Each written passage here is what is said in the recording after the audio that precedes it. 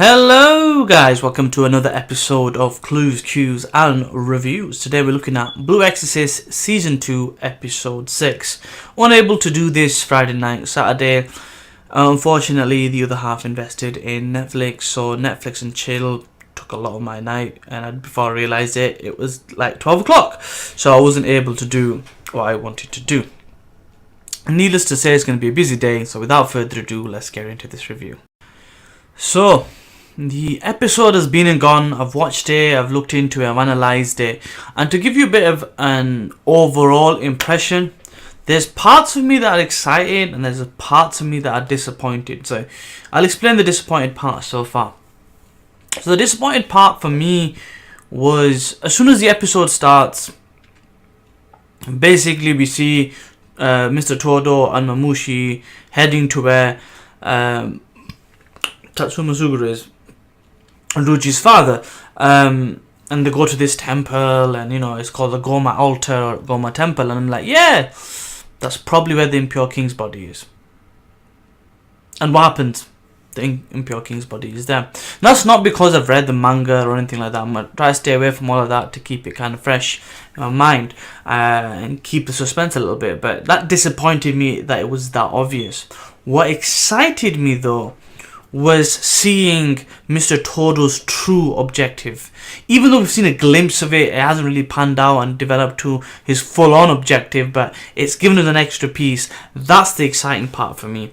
So that's, I wanted to kind of get that out of the way. Now, let's look at the parts I enjoyed and the deeper moments in this episode that I want to talk about. The first thing is about the whole situation with Shiro Fujimoto. So we see a flashback and we see that he's basically at this stage a senior exorcist first class. So he's quite up there at this point in time, and then he basically helps all the people that are there and he takes the sword. That was kind of cool because Tatsuma Suguru, Ruji's father, basically makes a friend. So that part was cool. I really enjoyed that. Then we find out stuff about the sword, where the Karura or the Koma sword had this flame being in it, a type of spirit that helped out, and it's an empty vessel, which even Shiro knew. Then we find later on Karura is like a spiritual being, and basically is with all the high priests, and the secrets within the secrets is part of a pact. So the more distrust, lies and secrets the high priest keeps, the more the pact stays, and the power and the being that is Karura kind of grows and gets stronger from that. So that kind of information was pretty cool. And then we see that the Impure King has been resurrected, and then we see this trump card that's used, which is meant to seal and defeat the Impure King. Before anything can really happen with it, Mr. Todo stabs, and it's like a proper execution ninja style, stabs through the back, in through the front. Mr. Todo stabs Tatsuma Suguru. I'm like, wow, that was interesting for me. And then he eats Karura and he takes it for himself. So he is a demon in a human's body, taking Mr. Todo's body. But which demon is it? Is it Satan? Is it one of the other lesser demons? I'd like to know. Is it one of his siblings? Rin Okumura's siblings? Is it one of those? I'd like to know, because we know that Mephisto and Amaimon are also Yukio and Rin's siblings, but I want to know about the other ones. I think there was a Astaroth guy as well. Is it the King of Rot? I think he is.